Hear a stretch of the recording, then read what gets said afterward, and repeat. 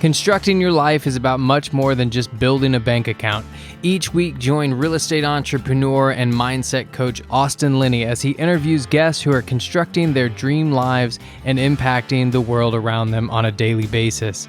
If you're an entrepreneur or wanting to start a business, or you just want to hear motivating stories of how others have overcome the odds, you are in the right place. And now for your host, Austin Linney. Guys, welcome back to Construct Your Life. This is Austin Linney here, and I have Valentina in the house. How are you doing today? I'm great. How are you, Austin? I'm doing good. So in true Austin Linney fashion, I had to ask how we got connected. We found out how we got connected, the amazing Adam Whitney. But I, in true fashion, don't sometimes do any research because I like to be surprised, just like the guest is surprised. So but I am also a man of clues. I love to pick up clues. So if I look at your thing, we have hire trained VAs. So I think we have an idea of what you do, but I'll let you tell your story and we'll go from there. Right. So, I don't even know where my story begins. So I was born in Moldova. It's a small country in Eastern Europe. It's right next to Ukraine. With everything that's going on right now, it's not an easy time for my family. My parents still live there. And Moldova is a former Soviet republic, just like Ukraine is. And growing up in the 90s, I'm a 90s child. And growing up in the 90s, it was when the Soviet Union collapsed, we had a huge economic shift, right? I saw a lot of poverty. There was a lot of crime. There was just a lot of changes. And some families were doing okay, but there are 4 kids in my family and 2 parents. My dad was the only one working. He was making about, if I convert now, it'd probably be about $100 a month to support 6 people.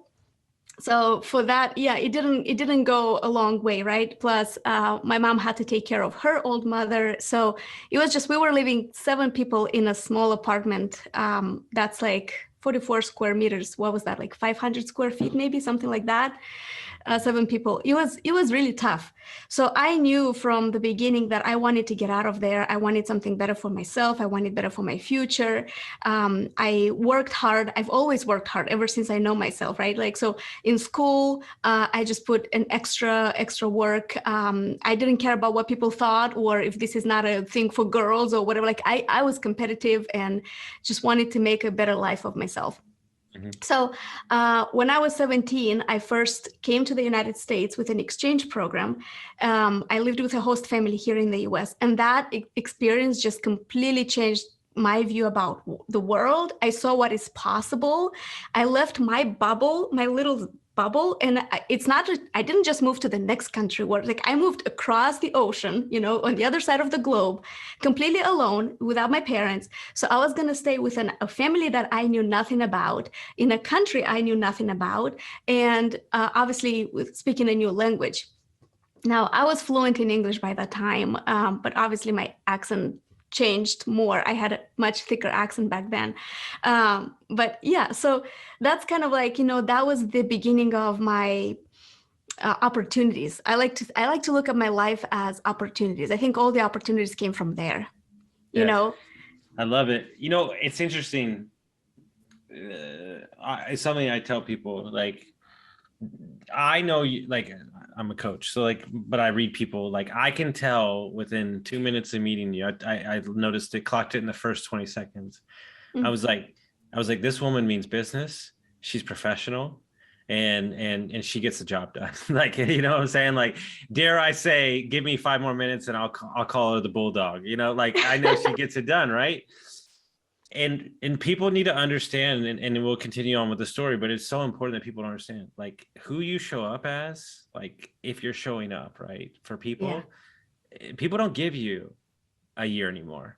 They give you 30 seconds, 30 second scroll, 30 second this, like, and what I found with a lot of people is they go in for the ask before they've gained the thing. And it's like, you know what I'm saying? Like, I coach a lot of companies and they want to get private equity money. And I'm like, you're not ready.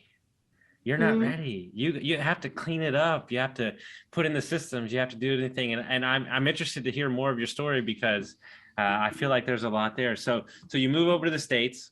Yeah. And it's a new thing. It's these lazy ass Americans. I don't know what they're doing. Yeah. No. No. I'm actually very, very impressed with the American work ethic. I think America, and that's maybe something that really attracted me to this country.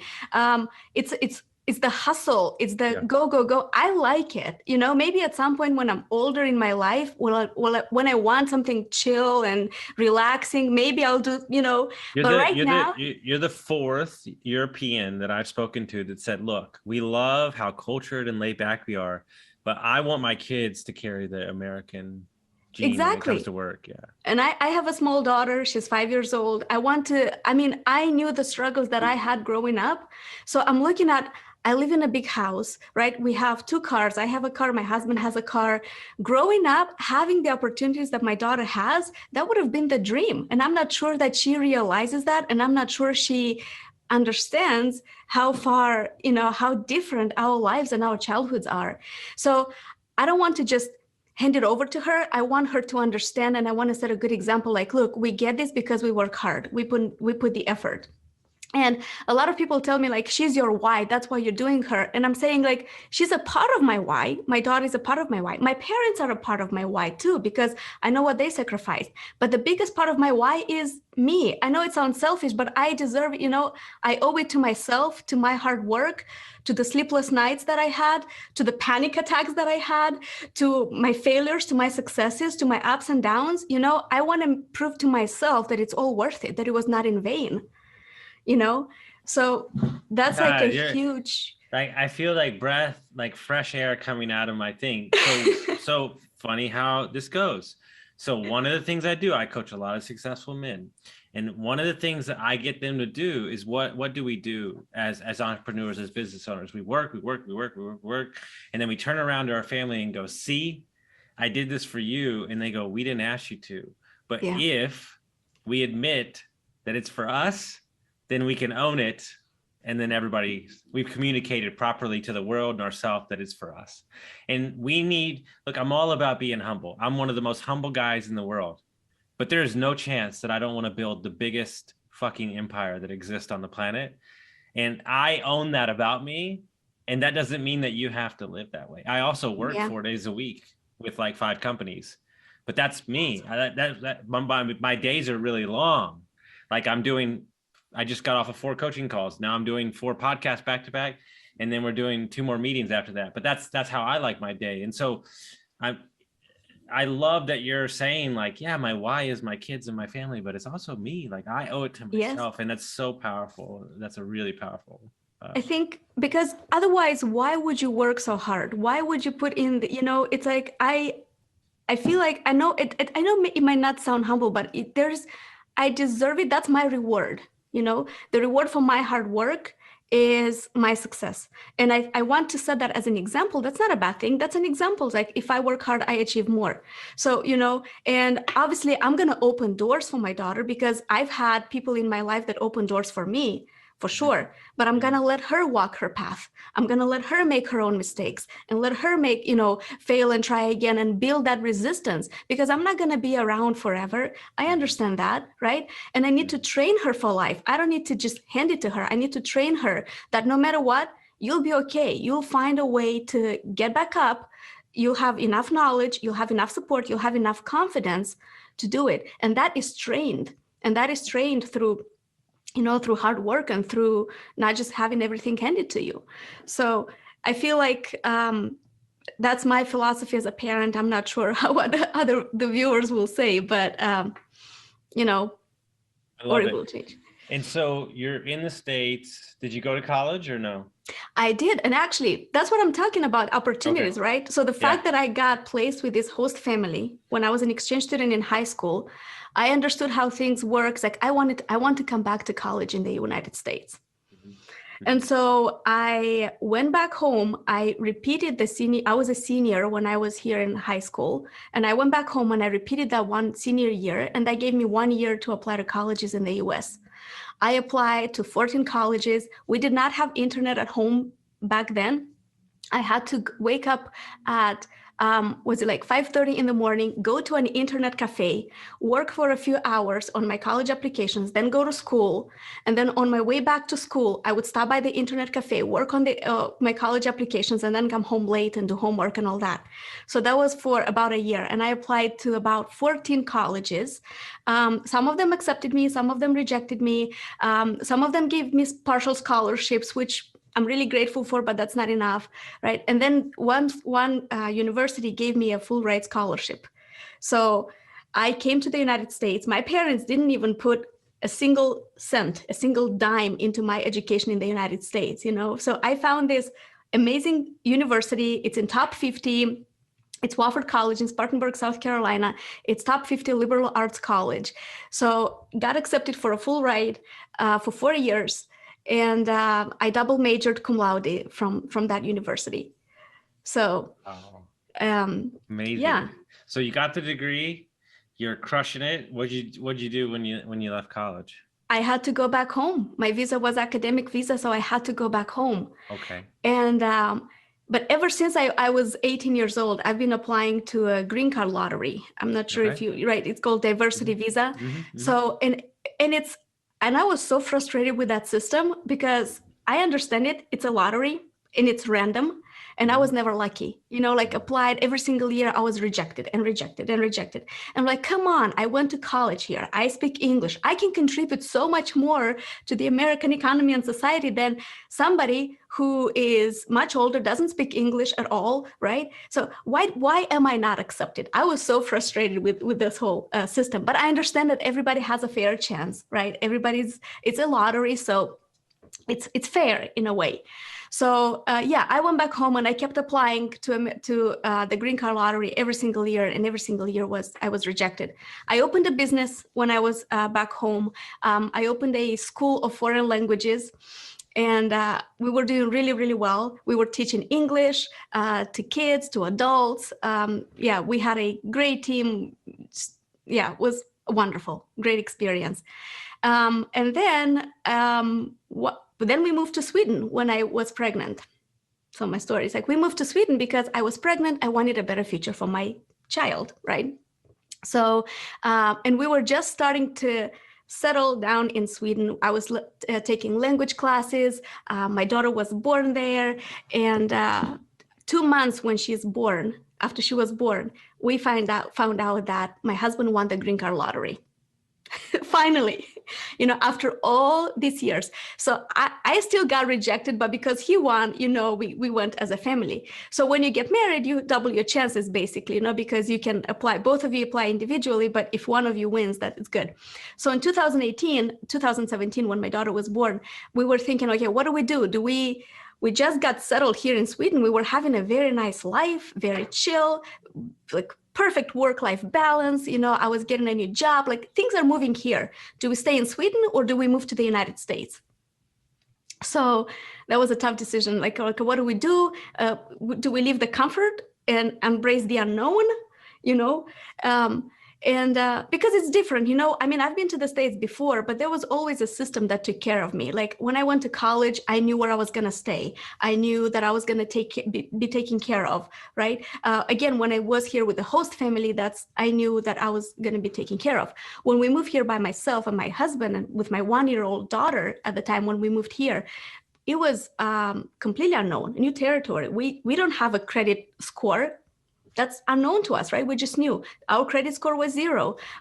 We don't have a place to stay. We don't have a job. We don't have a car. We don't have insurance. It's completely different system than it is in Europe. So it was very stressful. But, my husband and I said, look, we know what we can have in Europe. We can always come back. We're citizens. We can always come back. We don't know what's there for us in the US. Let's give it a try. If we're not happy, we're going to hustle and bustle for 1 year. And if we're not happy, we're going to come home. We know what we can come home to. So we gave ourselves 1 year with the idea that if we're not happy, we'll come back. And now we're almost 4 years later, and we're still here. So you got to the States. You I think you told me before you went to Florida. Yes.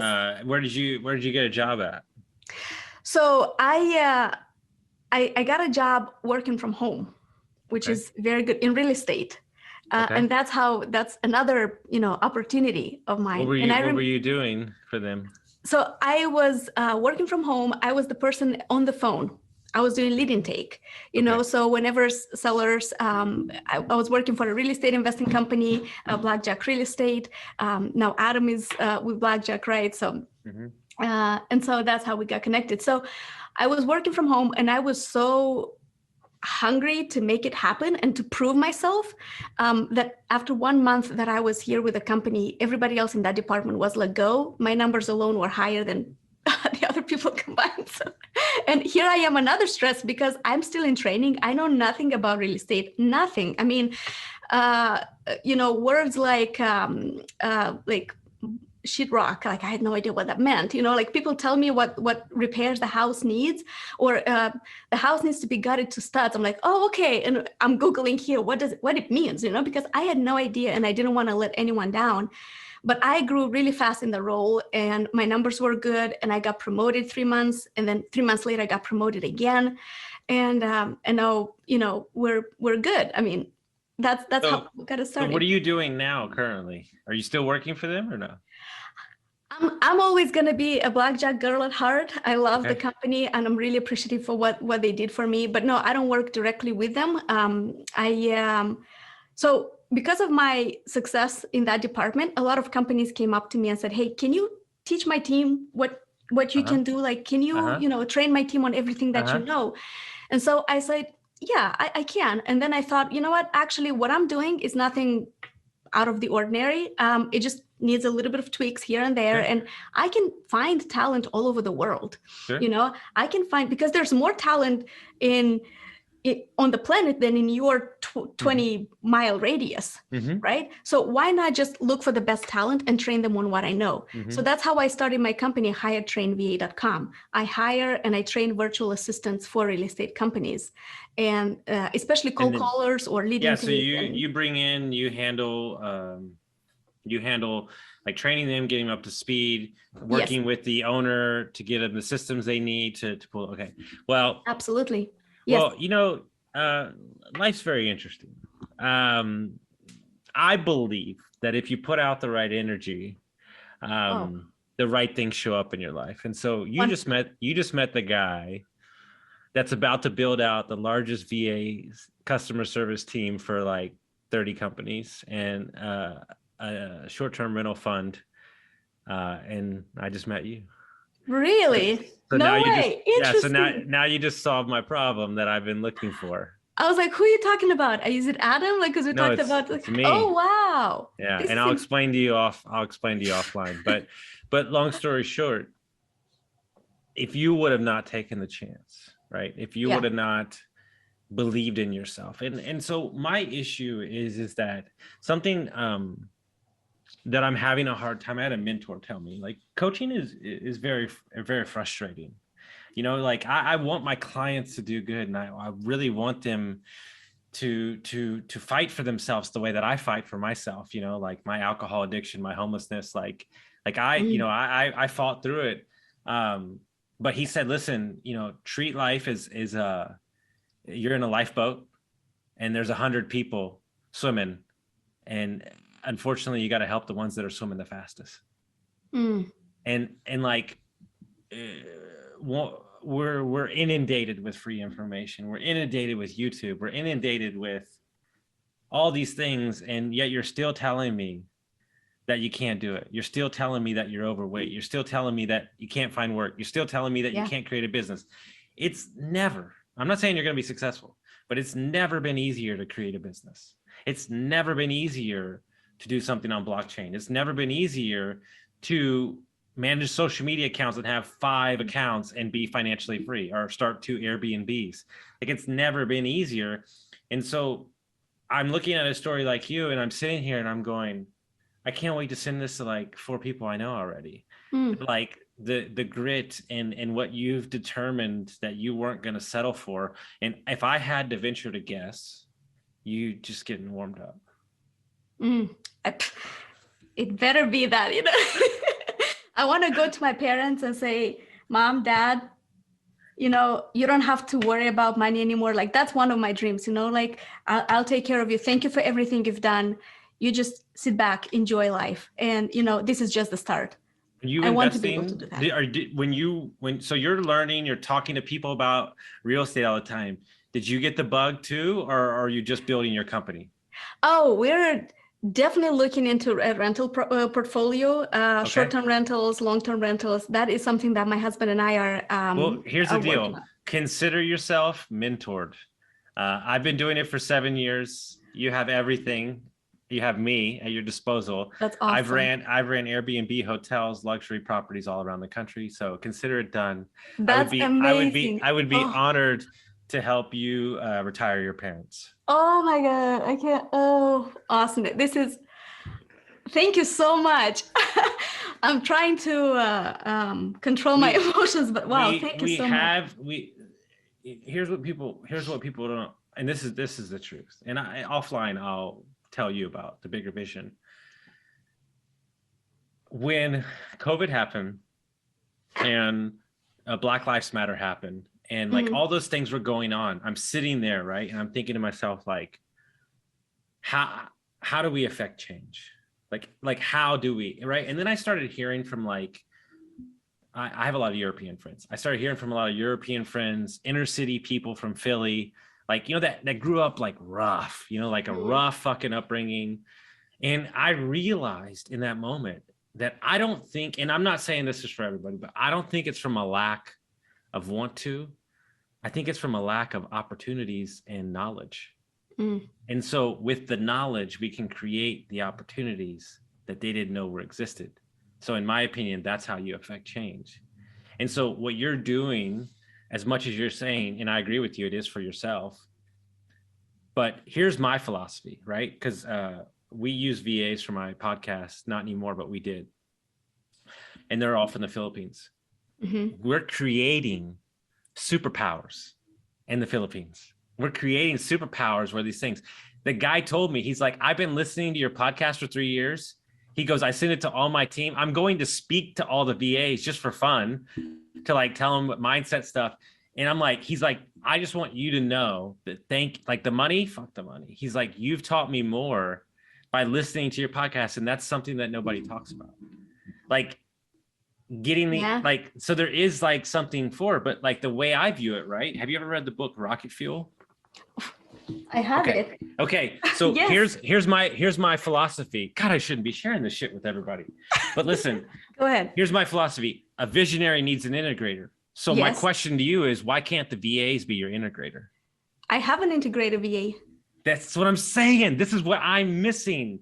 And I want to put one in each one of my businesses. And then I want them to train the other VAs, not the other way around. I've got 2 businesses right now, monster businesses I coach, that need help in this sector, and they would fall over themselves to have a properly trained. But that, and I'm dealing with the same right now. I brought on a right-hand person who's specialized in real estate for years. I can't pull myself apart and I can't get it out of my head because everything's up here, but yet I run 5 businesses, 2 podcasts, all this stuff. And so you really need that special person like you to kind of say like, no, we have a tried and true system. Trust me, and just lean into it. And I promise you're going to go, oh man, this is amazing. But for somebody that's perfect example, let's say they're, flipping properties and they're wholesaling, they're doing everything themselves. Like, where does one even begin? Where do you even start? And then I think the better question is, when do you know it's time to even look for somebody like you? I think that's the better question. When to look for someone like for a VA. So like they've toyed around for it. They want to scale, but they don't. They need assistance. Like, right? Yeah. They're reaching out to you. Like, how do you know? Like, a majority of your clients, like, where are they? Are they kind of like underwater in their own business, and you have to kind of like pull them out? Yeah, some of them are, but the question is, why are they in that position? The reason is because they are stuck working in their business, not on their business. They are stuck doing tasks that can be that can be outsourced for $4 an hour, when they should be focusing on working on tasks that is $1,000 an hour. That's moving the needle for the company. Why? This is when they know. This is when I know they need assistance. It's like, well, what are you doing in your business? Okay, what if you didn't have that on your plate? What if you didn't have cold calling on your plate and you're dealing with rejection all the time? So you're dialing 8 hours a day. You might be getting 2 leads per day, right? So for example, you pretty much wasted that day. Why not just outsource cold calling? Somebody gets you the leads. So what you are doing, you're focusing, talking to the leads that are interested in closing the deal, getting money for the company. So this is how I know that it's time for a virtual assistant. Is what do you do during the day? What tasks do you? Yeah, go ahead. Well, no, I think what's interesting, right? And this is like a subconscious more thing. What opportunity costs are you losing by not having your mental state positive because you're being rejected all day? Exactly. But also, like, people say, I can't afford to hire a VA. I'm like, no, you can't afford not to hire a VA. It's different because you are losing money. You're, just not working on your business. No one's going to know your business and your vision better than you. So you really need to clear your mind and have have clarity and look at your vision and focus on that, rather than being. A lot of people take so much pride in being busy but not being productive. We were being busy as like a badge of honor. Like, I was busy, man, what a great day, I got so much done. Yeah, but what did you get done? Like, you were busy, but was that a needle mover for you, for your company? I want to be in the position where I take 2 decisions per day, but they are, great decisions that are going to make a huge change in my company, and then have somebody run them and implement my vision, because I need to have clarity on the goal. So good. So when somebody's looking for you and they're looking to hire somebody that's in your realm or something, what are things that they should be looking for when they're approaching somebody like you that trains them, finds the VAs? Like, because there's a lot of companies out there. There's a lot of different things. I've interviewed a lot of different companies, seen better processes, not great processes. What should they be looking for? That's a great question. There are companies, depends on what the person wants. There's direct managed, there's direct hire and managed hire. Managed hire is when you get a VA from a company and they do the whole managing. If that VA leaves, they will replace that VA. That's fine. It works. What we do is we work on direct hire for now, because we want to give you someone that you have in-house, someone that knows you, that knows your values, that knows your processes. We're not just operating on volume. We're operating on finding the right match, someone that is long term. If this person doesn't work out, talk to us, let us know, we'll find that match. But when you have someone in-house, you gain their loyalty. A lot of VAs, they have a freelance mentality, like, oh, I'm going to get as many clients as possible and I'm going to charge, but when you have someone loyal to you, I always tell my VAs the same thing. It's like, when you work with one person, with one employer, you will be the first one to be promoted. Don't be short-sighted, play the long game, because that's what I did. I stayed with one company and it opened so many doors, so many opportunities for me, right? So when companies come to me, I was like, well, what do you want? What are you looking for? Do you want somebody that's trained on your processes, or do you just want somebody that you don't really care about, so it depends. But when we hire, we actually, out of all the people that apply to work with us, only 5% make the cut. 95% are rejected, because we have very, very tough selection criteria. We're looking for people that speak English well, that have minimal or no accent. We're looking for people with integrity. That is a huge, huge part of what we do. We want people to do what they're supposed to be doing. We're working with people. It happens, even some of the people that we select, sometimes they don't have integrity, that we later find out. That's okay. That happens. We'll find a replacement. We will never propose a person to you or we'll never convince you to accept a person if we know that there's an integrity issue. or, so we want to work with you and find the right people. So integrity, good core values, hardworking person, good English. If they don't show up at one of our interviews, we immediately disqualify them. So that's the kind of service we want to provide to our clients. We want to make sure they are happy, and the VA is happy as well, that there's good growth opportunities for both. I love it. So much great information. I have one question for you. Mm-hmm. What advice would you give to the girl that came over with the host family, as you said today? Oh, I was 16 when I came here. So I would tell myself, it's going to be okay. Your life is going to be okay. You're happy. Mm-hmm. Things move up from here. As soon as we get out of this interview, it's about to get a little bit better too. Just hang on for a minute. So guys, I'm selfishly going to end this interview because I want to spend the rest of the time talking to her. I can't believe this is off channel. But guys,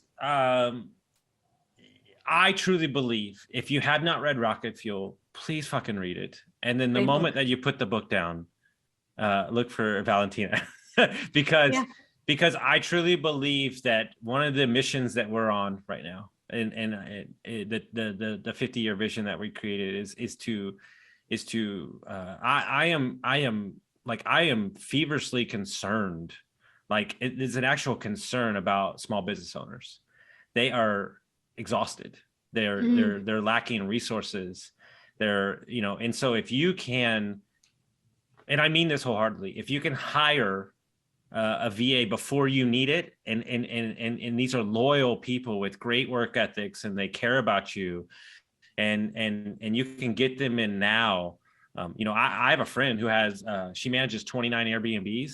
She has one girl with her and she pays her way more than she should, but that woman is the matriarch for her whole family, and now she brought in 2 more people and she's running them. And my friend's a mom of 3, and she's like, yeah, I'm paying her double, but I don't do anything.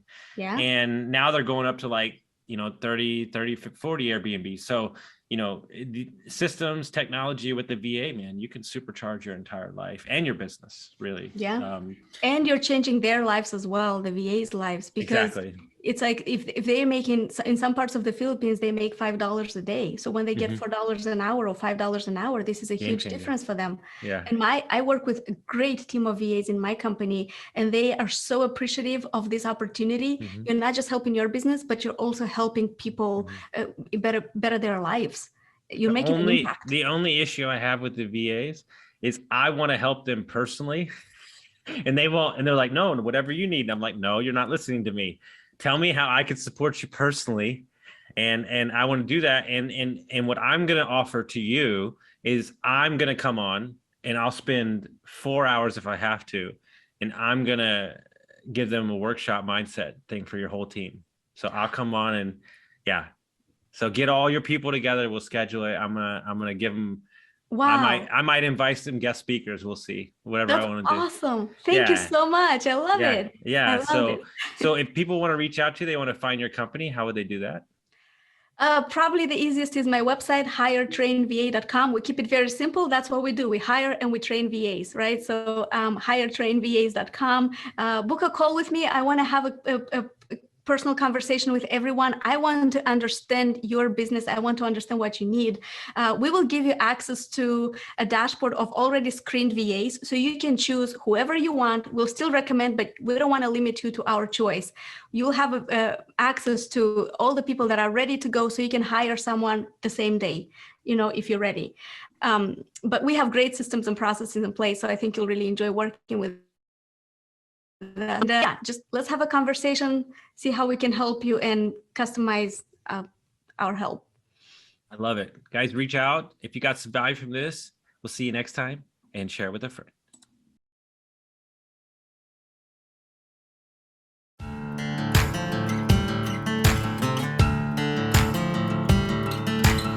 Thank you for listening to Construct Your Life with Austin Linney. If you enjoyed this episode, be sure to rate, review, subscribe, and pay it forward by sharing with a friend. Most importantly, take this opportunity to start constructing your life by taking immediate action on what you learned. For show notes, resources, and more information on one-on-one coaching with Austin, visit constructyourlifepodcast.com.